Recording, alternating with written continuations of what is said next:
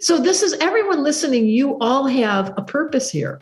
And you all have a chart that was based in the moment of your birth. But when we have too much Neptune, when we have too much anxiety, it's like a damn loofah sponge. It's just sucking in everything. Just so now you're communicate with them about, okay, I know, you've probably always grown up feeling like you're not enough.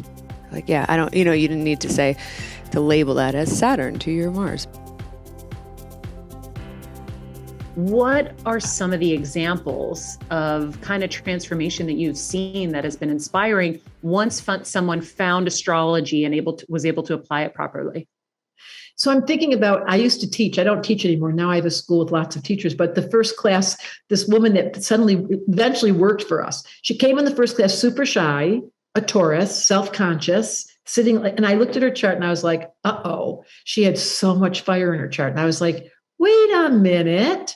You're hiding behind some old story that you can't show up. And before you knew it, she started exercising. She lost weight. Her husband wrote me. It was like she had identified so much with her low self that she'd lost. And as soon as it activated, she became one of our best teachers. She became one of our best astrologers. And she was hiding under this ego structure of, that little shy thing that Tauruses do where they don't feel good enough. Well, astrology changed all that. Wait, Debra, I just got the chills. So this could potentially be another way to deal with trauma, because technically that was maybe a trauma that she took on and formed a belief around that she had to stay small and her bigness couldn't come out, which a lot of us get that, right? When you're big, you are too much for people and you intimidate them. And they have to shut you down. So they extinguish our fire, which has happened my whole life. So I know it well. They extinguish the fire, and then you have to mute yourself so much just to survive. And then astrologer looks at your chart and goes, come out wherever you are. So it gives you permission to reclaim. And that's what I'm telling you, Maria, so many students that I have seen have come in the school and then left the school back to their real self. And so I get like these theories. People send me gifts all the time because it's not theory. It really does change your life. And I teach it in very small. There's only 10 women in the class. The astrologer who's teaching you studied your chart before you got there. And it's 6 weeks long. And at the end of it, you're like, I can't believe I'm back to myself. And what are they teaching you in these 6 weeks? The very first class is the elements. So what we just talked about, you use this book, my favorite book, The Missing Element, and they give you homework. So you have to go, let's say you were missing fire like that woman. You've got to go outside, go for walks and sweat. If you don't do this in the next week, don't come back to class. I mean, I'm kind of not mean, but I'm very don't spend your money unless you're going to change. The second class is super interesting. And this is where the tires hit the ground. The second class is Mercury. I'm just going to look at yours.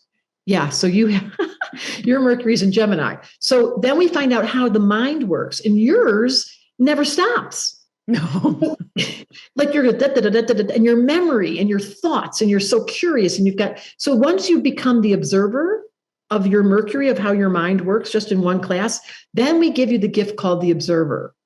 And this is also in my book, where you look over at yourself and you go, oh my God, can you just find the off button to that machine? And then you do become the aware part of yourself. And so the second class is all about the mindsets and how your chart describes what fixates specifically to your chart.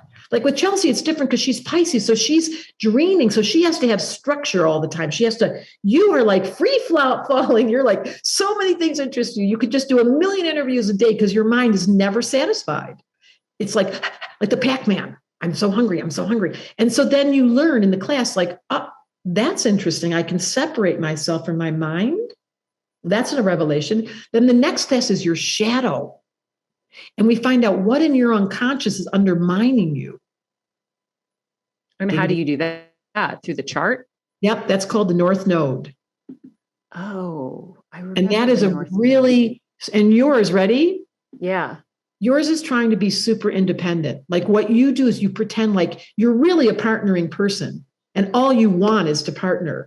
But some part of you will go super independent if you're not careful. Am I right or am I right? Absolutely. Yeah.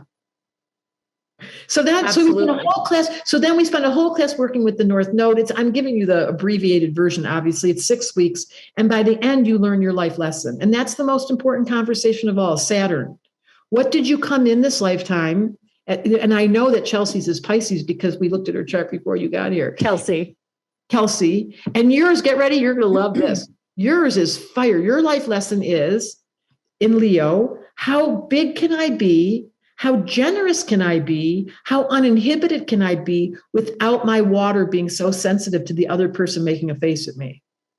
Oh!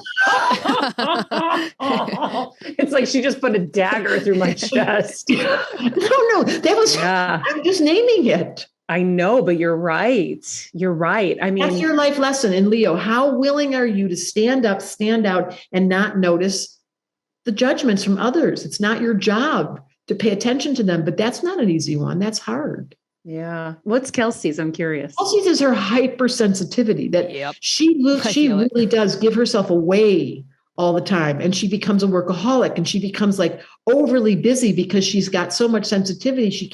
Her water doesn't want to sit still. Mm-hmm. I feel that. That makes a lot of sense. It's simple. So my whole with astrology is, and it's all over Instagram. I shouldn't make fun of astrology. It's all over Facebook. There's a million trillion astrologers, but my system, because of the therapy, because of the psychology, is just simplified. Like you can go on forever studying astrology, but where does it actually hit the ground?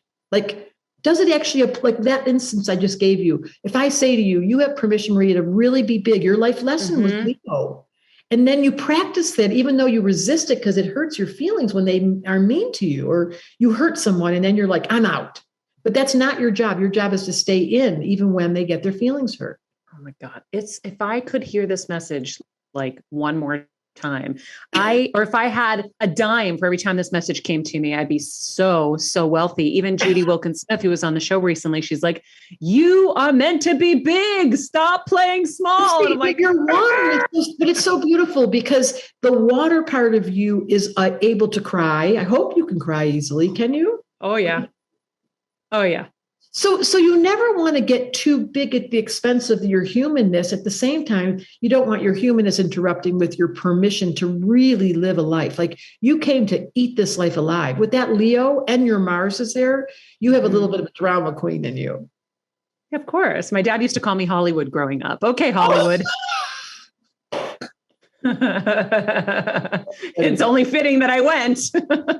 So cute. So this is everyone listening. You all have a purpose here and you all have a chart that was based in the moment of your birth. And we have someone on our team that can rectify the chart if you don't know what birth time. And I do this game called matchmaking where someone sends us their chart. And then I have like 20 astrologers that I've trained and I do this game and I have so much fun doing it. I look at the person's chart and then I do matchmaker, make me a match. And I put them together and then they have a really good experience with an astrologer. Fun.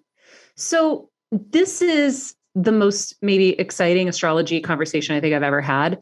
And because I love the idea that we can help ourselves with this.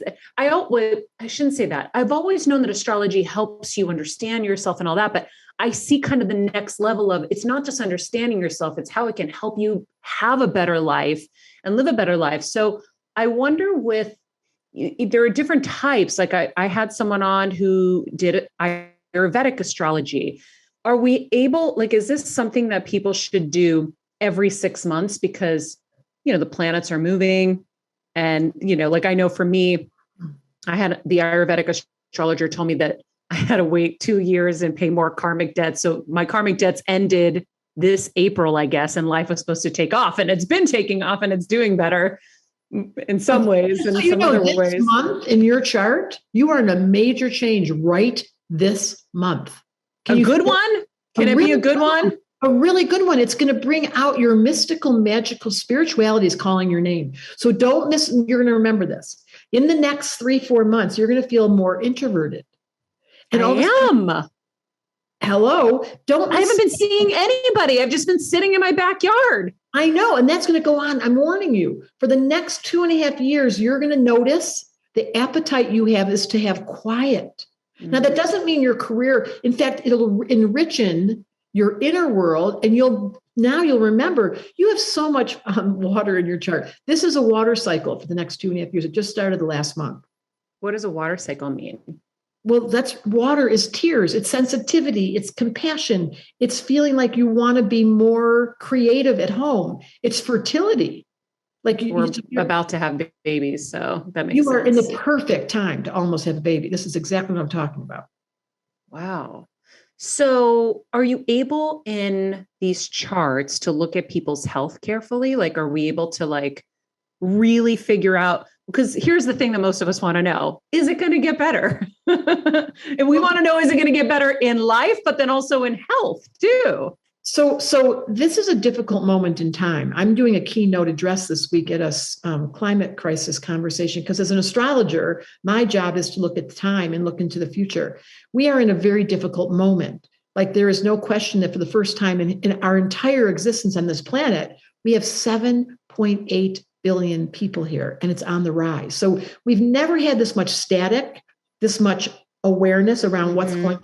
So there's a requirement, to your credit right now, to sit in the backyard, find a peaceful state, and then yes, you'll get healthier. But you have to go in, you guys. The outer world is crumbling. That has nothing to do with your inner sense of quality love, of feeling healthy. Take care of yourselves. And there is a practice for fire people. For me, I got to exercise. For water people, they have to sit still. They need to be at home. The air people need to research and write and take information in and listen to podcasts. They get so off on all. That's healthy. And for the earth person, they like to clean. I don't understand those people, but they love organizing things. That's their nature. So the answer to the question is, in order to make things better, become more and more yourself. Get comfortable in your own skin. Permission, said the astrologer, to be yourself, because everyone else is taken. I know. Being yourself is so hard sometimes. It's so I wonder, with the fire thing is interesting. So if someone is fire and then they have to work out, I would think to balance, you have to balance all of the elements, not just if the one that's missing, but the ones that you're dominant in. So if you're dominant in fire, you'd have to do more water stuff or air stuff, right? You can't change the nature. Like, if I say to you, you're going to stop talking, your Gemini's just going, please don't say that to me. That's so unnatural, right? It would be, of course. You have to, the gift of astrology is permission to be yourself. And then, to your point, figure out the balance factor. But you can't say to someone who's a talker, you got to learn how to listen and stop talking. Like, okay, I'm reading about it, but I can't quite. So you follow your instinct, and then you figure out the missing element, and you balance, and you study your chart, and suddenly you find your health comes back. I mean, I can't tell you how many people have reclaimed their own internal comfort. That's the first step. So we have all these different astrologies. And before I forget to get the answer to this, because this was our big question going in, was how do you know the difference between your intuition and anxiety? I love that question. Thank you for asking. I actually have an answer. Your intuition has no agenda. No agenda. It is neutral. Intuition is inherently neutral. So you may have an intuitive hit that the volcano is going to erupt. And then, so that would be neutral. Now, a moment later, you may be like, oh my God, I'm standing at the base of the volcano. I'm terrified. Like, you might have a feeling about that intuitive hit, but the hit itself it's not scared. There's no emotion. There's not excitement. There's not fear. There's no emotion associated with intuition. It's neutral. And so that's the way. And it's really that simple.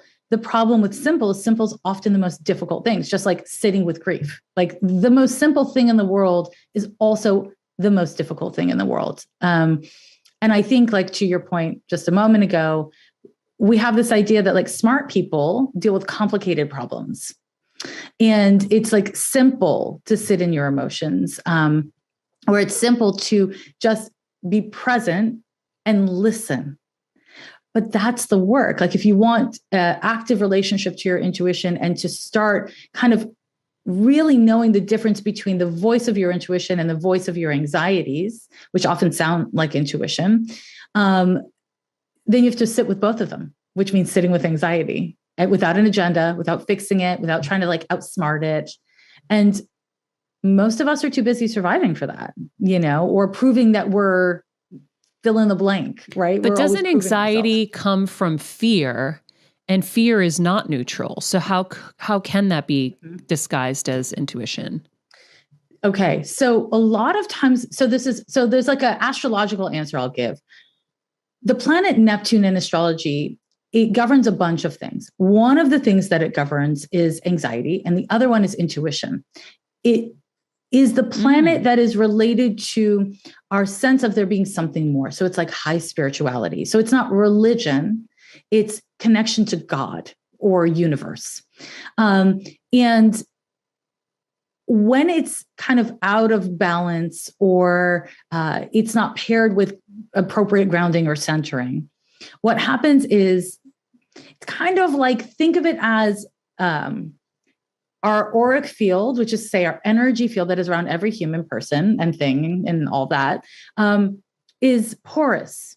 But when we have too much Neptune, when we have too much anxiety, it's like a damn loofah sponge. It's just sucking in everything. So now you're getting in too much information on an energetic level. And when we get in too much information, our system goes into what's real. Oh my God, am I okay? I don't know why I feel this way. What's wrong?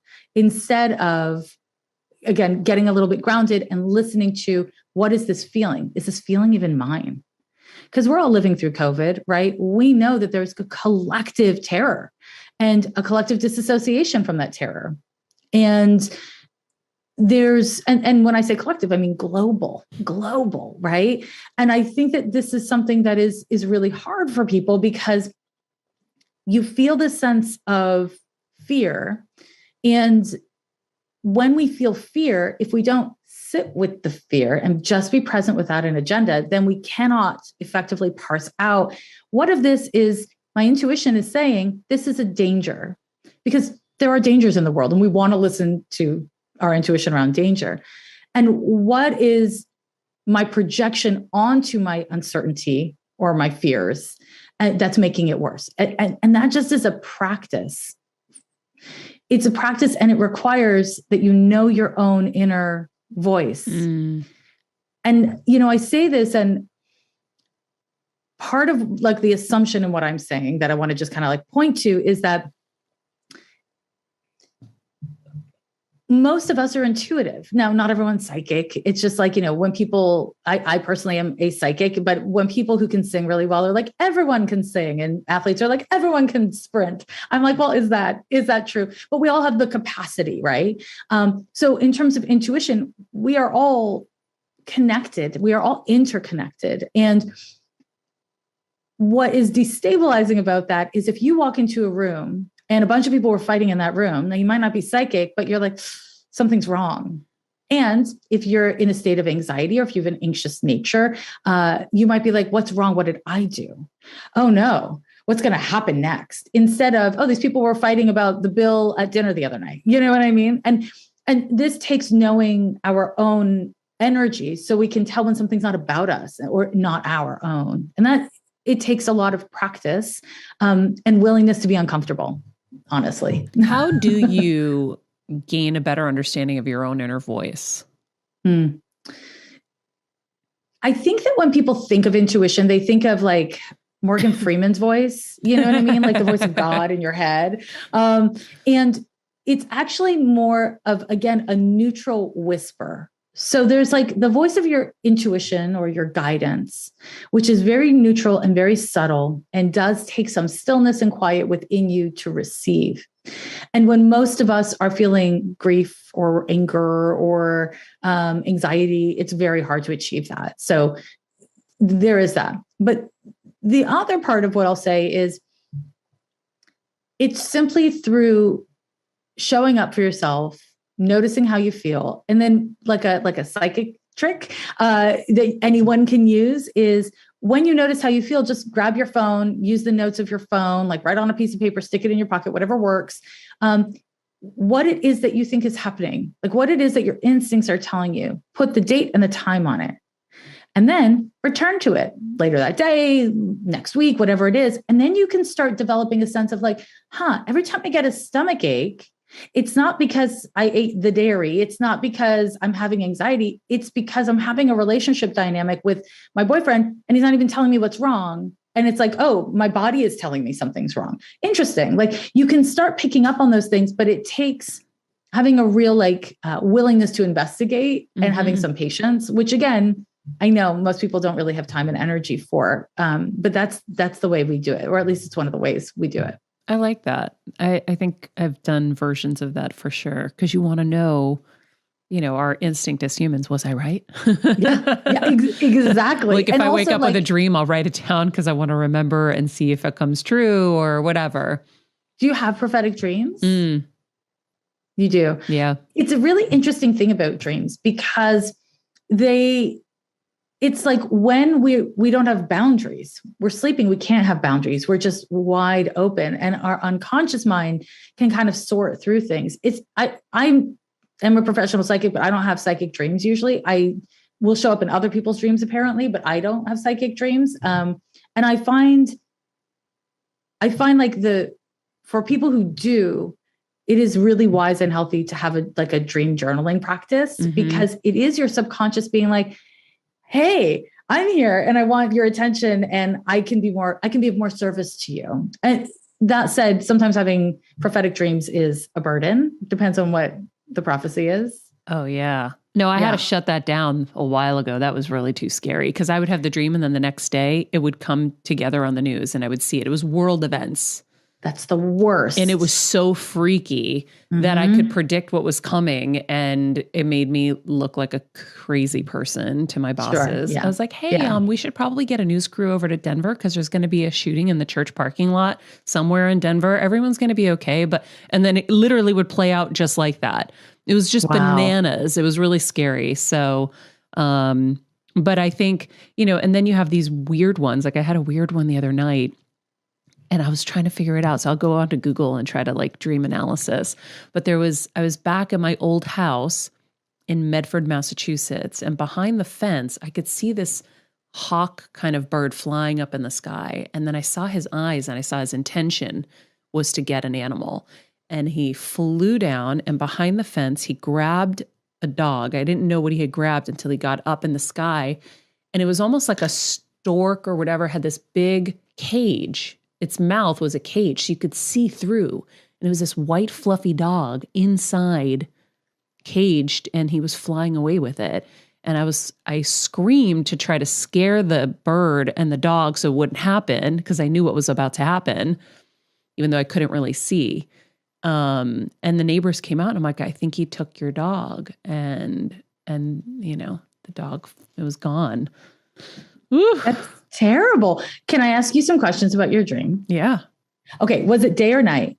It was day. Okay. So from my perspective, and I'm not I don't specifically do dream work, but I do, it's in the realm. I'm so excited. Yes. Because I was asking my husband, he's like, I have no idea. I'm like, shit, I need to know what this means. I know some things. I mean, I have theories about some things. So always pay attention to whether it's day or night in a dream, because whether it's day or night is whether it's more conscious or more submerged. That's broadly what we want to look for. And generally, there are three main players that show up in dreams. So in this dream, it was you, the bird, and the dog. The neighbors were kind of to substantiate your feelings, right? And the threes are meant to be, again, like a spiritual representation of the things that we're coping with, the things that we're working through. So again, very broadly speaking, hawks are related to big picture, right? They do this big surveying. They're so majestical. I love hawks. I'm sorry that they killed a cute fluffy dog in your dream, but the dog was still alive. It was in the cage in his mouth. So he was alive being taken away. And I'm like, oh my God, this poor dog is just sitting there scared. What's going to happen to me? And did you believe in the dream that the hawk was going to eat the dog? Yes. Okay. Yeah. So he hunted him. It makes me wonder, do you mind if I say something personal? Go for it. Interpreting your dream. Okay, yeah. Cool. If you have some big picture goals and plans that you fear will be at your own expense, because the white fluffy dog is loyalty to the self. And in this dream and in this context, it was like a small vulnerable thing, which is you're the small vulnerable thing, but you're also the hawk And you're also the you watching, being like, wait, what am I doing here? So it makes me wonder if you've got some big picture stuff going on and you're not necessarily being loyal. Dogs, right? They're like related to loyalty and like lady best friend. If there are some ways that you're not maybe taking proper care of yourself and protecting yourself from your own ambitions, goals, plans. And with hawks, it's usually like this big picture stuff because of the way that they, I'm blanking on the word. You know what I'm talking about? The way that they fly is they don't flap their wings. They kind of glide. They glide, they coast. There's another word that I'm blanking on now, but yeah, they are related to your goals in this dream because that's what the hawk does. It's a hunter, right? And it like came in with purpose and then did a damn thing and was on its way out. And so I would imagine that there's some sort of goal that you're struggling with. And I think the thing that's cool about dreams that is different than, let's say, astrology is that they can be prophetic in that it's like predicting a thing, like Denver, right? But it can also simply be a situation where your psyche is communicating something to you that you're in process with already. So you already were working on this. The fact that it was daytime to me suggests this is a problem you're consciously engaging with and not just unconsciously. If it was nighttime, I would be like, you need to think about this. But if it's daytime, it either is going to like make sense or not. Yeah. When you're looking at it from like an astrological place, there's meaning behind it. There's a true kind of science behind it. So that would make me feel so much better that I'm actually meeting somebody I'm supposed to be connected with, not trying to force a circle into a square. Exactly. And, these algorithms we've been working on for many years. And we're not trying to say one relationship is good and one is bad. We do have like soulmates, extraordinary and challenging. We sort of are labeling them, but it's with context. There's all this content with it. So just because it might be challenging doesn't mean it's not for you, but now you have understanding about why it's challenging, or you have understanding about why you could be soulmates. So before you can connect or like somebody, you have all this content about your relationship. You have to run the bond. You have to see what the relationship is about. So you're starting from a much deeper, more authentic place. Yeah. Well, it's like working with the universe rather than working against it. That's right. And anything's possible if you can just be honest and communicate, and I think that's what you can do in the app right now. You can read about your friendships. You can read about your current romantic relationships. And that's some of the most exciting feedback when couples are like, every week we sit and do our pattern and we talk about our relationship, and it's just this sort of third party that's putting it out there for you to say, yeah, actually, sometimes I do feel a little judged by you. Can we talk about that? Because, these are just dynamics that sometimes exist between people, and it doesn't have to be the end of a relationship or such a challenging thing if you can communicate about it. So cool. That's the tool. I feel like I went down like the entrepreneur angle on this interview just because it was so much more fascinating for me. But I do want to break down astrology for the beginner. So for those who don't know, if you can give us kind of like the 101. Well, there's lots of different kinds of astrology. And I think we have our own methodology. It's unique, and it only exists on the pattern. One thing that is unique about the pattern, when you go on it, there actually is no mention of astrology. You don't see any symbols, and we don't label anything in like, Venus or Mars or Sagittarius. It's really just the content, because I wanted no barrier to entry. I wanted anybody, people who might dismiss astrology might not use it because of that. So I wanted it to be a place where they just come on and get the information. So smart. I never thought about that. I don't think I ever realized it as a user of it. That it's not there. Yeah. Yeah. Because there was a lot of, and that was my experience when I was creating it, because I was doing anybody's chart, and the Uber drive, anybody I spoke to, and you'd see the confusion of like, wait, what does that mean? As opposed to if I could just communicate with them about, okay, I know, you've probably always grown up feeling like you're not enough. Like, yeah, I don't, you didn't need to label that as Saturn to your Mars. But, so that's one thing. And I guess one of sort of the most unique things about our methodology is it's not really sun sign based. So archetypally, we don't think the sun is as important to the other parts of your chart, like the moon, the Venus, the Mars, the ascendant. Sun signs were originally just to sell newspapers 100 years ago. They knew everybody would know the month they're born. So like, that's you. But it's also why I think people dismiss it, because somebody whose only planet is in the sun of that sign and none of the others are there likely will not relate to Exactly. that. Right. And they're like, nah. And also, how can every single person born in that month be having the same day? Yeah. Well, because I was always like, I'm a Gemini, but some of this doesn't connect to me. Well, you're a Cancer moon, you're a Cancer Venus, you're a Pisces rising. So Gemini wouldn't really apply. You're a great example of that. Yeah. So we focus much more on the moon and the Venus, the Mars, the ascendant. Moon changes every sign every 2.5 days, ascendant every 2 hours. So we're like dialing in to who you are. We think of it kind of like as above, so below, where the planets were in the sky at the time of your birth. You are the creative expression of the universe in that single moment in time. And this is sort of a blueprint for the conscious, aware path. But I don't like the predictive thing. Like I said, that I think a lot of astrology can go down some. I think of it as like you're fated to deal with those energies, but how you choose to deal with them is your destiny. It's your choice. It's your free will. Someone with the exact same chart can have a very different life because they've chosen differently. So I think these are some of the tenets of what the pattern is about. And I can't, I can't speak to other types of astrology in a way because there's so many, there's so many ways to look at things. I think this methodology is pretty, it's pretty great because it's not too complicated and it seems to be resonating with people. And yeah, well, I think there was something I think in the intro that I was talking about. Actually, it was our quote from you. Everybody wants to feel seen and understood.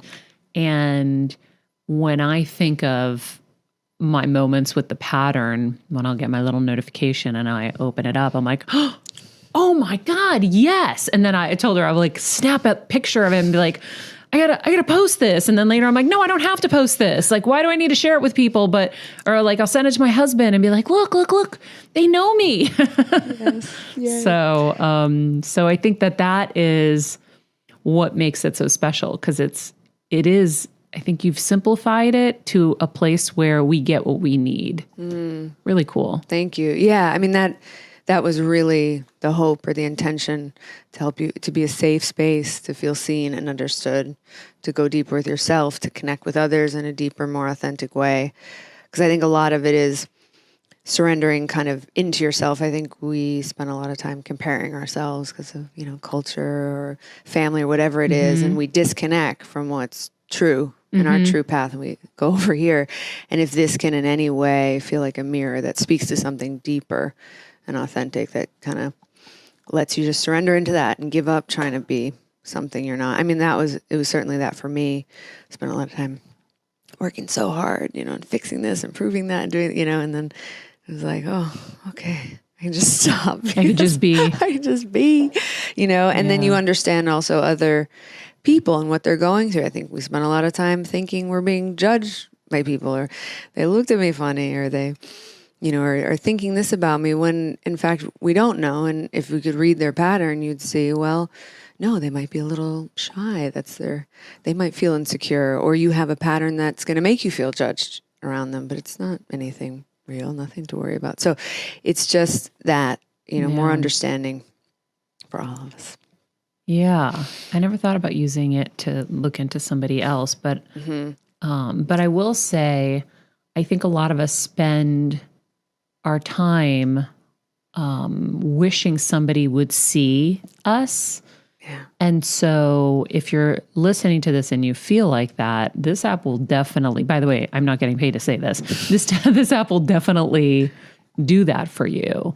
Like I had some moments in the last couple of days where I've been cultivating some new friendships, and I was so blown away that like so quickly, because these are higher vibration, elevated kind of voices, where they just saw me. And then I'm like, wait, I haven't even considered that about myself. We spend a lot of time trying to find ourselves too, right? Or try to make sense of things, patterns in our lives that we're like, oh, well, yeah, I guess this keeps happening. Or oh, wow, I never thought about that. Now it clicks. That's right. Things start to click and you start to understand yourself and how you tick more. But rather than waiting to find those people, which, by the way, it's taken me 43 years to get there. Yeah. The app is a really great way. The pattern is a great way to kind of get there. And if you can hold tight to that and then find your people, they'll probably confirm everything you're feeling. No, that's amazing. I really agree with that. I think that's what everybody's really hungry for. That whole idea of wanting to feel seen and understood. I think people are just hoping for that. And it's such an incredible feeling when you do feel seen. I think it's very rare. And I feel so grateful for the few friends I have that is what it is. And I agree with you. It's not easy to find them, and you can spend a lifetime. And especially that's what's empowering, hopefully, about the pattern and understanding your chart. Often we're magnetic for our own experience. So if we are hard on ourselves, if we don't think we're enough, if we think we should be sort of, punished or we're unworthy, we will be magnetic for bringing those people into our lives. So it's about us being conscious. So once you get to a conscious place of, I don't want to feel that way, and you change and you say, no, you move some people out, a space for other people to come in, and you're magnetic for that. Whoa, did you hear my jaw crack? I did. It's so true. That happened to me recently where I was like, enough. And then that's like, oh yeah. The second you do that, you always level up when you're like, that's it. Yeah. It's always happening for you, not to you. And we feel very victimized by life. And again, that's the point of the pattern, is so that you can feel empowered instead of victimized by it. Like, oh, this is me. I'm so angry at this person because they're treating me badly. Well, it's because that's what you think you deserve. So that's what you associate with. You have a choice. You always have a choice. Yeah. But that's, not that I'm always able to do it, but the older you get, that sort of becomes clearer and clearer, because the answer's never out there. It's really in you. And these are the hopes, with the pattern, and I think what it does. And that's what I mean by moving the astrology out of the way, because I think we can get caught in like the like, today's going to be a good day and you are this and that. It's so much deeper and richer than that. And it's such a great tool. So cool. I want to know how this helped you through your tough moment or moments specifically, if you can. And also if you can speak to kind of that caretaking part of your life. We talk about that all the time here because I just went through it with my mom. I'd be curious to know. Yeah. I think I spent a lot of my younger years, maybe before this massive change in my life, feeling quite inadequate. Not that I wasn't confident in certain things or presented a certain way, and sure, but I think there was a deep sense of inadequacy and a sense of needing to sort of prove your worth all the time. And it resulted in being sort of codependent and overgiving and not understanding about boundaries and not caring for myself. And I think when these things happen, you sort of self-betray. You start doing things that don't feel right for you, and you really get off course. And I think I was very off course, and life fell apart in this beautiful way. I also feel like that was the most amazing time of my life too, because sometimes you're so busy trying to be perfect all the time and hold it all together that when everything fails, it's the greatest liberation. You're so afraid of that failure, but then when it falls apart and you're like, oh, I can just stop trying so damn hard, then you can be a little more authentic. You can be a little more real. You can own that, like, I just don't know, and I don't think I can solve this, and I don't think I can fix this, and then you realize that's okay, and you're alive, and people will accept you, even though you're not playing that role, and the ones that don't should move out of your life, and create space for something new. So it was around that time. It was like a personal reckoning. It's really not about anyone else. I could have perceived it that way, but instead it was like, wow, you've chosen all this stuff. You felt so victimized by all that. Oh my God. And you could choose differently. And there was such liberation, and it just falling apart and being like, I don't know anything. And the humbling of that was wonderful and terrifying and challenging. And it's really been this sort of 7, almost 8-year journey. I define my life before and after that of just being more real and being more authentic. And it can be really challenging at times. There's no question. And a lot of time alone. I was always in a relationship, always, not a day without being in one to the next, to the next, to the next. And now it's a different thing to really commit my energy and time. It's got to be the right thing. It's got to work for me. And so got very comfortable being on my own, and love that. Love my company now. And there's no fear around that for me anymore. But that, that took sort of years of that kind of thing. And this was all when I was creating the pattern and trying to make sense of all this stuff, and then understanding the past relationships I had, and through this lens, and having compassion for all the different players in my life that I could have perceived as, trying to do me wrong, when instead, no, wow, what a gift. Even the ones that maybe you should be the most angry at, wow, what a gift, because you came into my life to liberate me in a way. We had to go through this extreme thing so that I could wake up, because I could have been 75 waking up. Instead, you helped me get on my way much sooner. Thank you. Thanks, and then you can let things go and just be sort of in flow. So it's been really exciting, but challenging, but interesting, but it's my life now. I think I used to be living it for many other people, and at least it's mine now.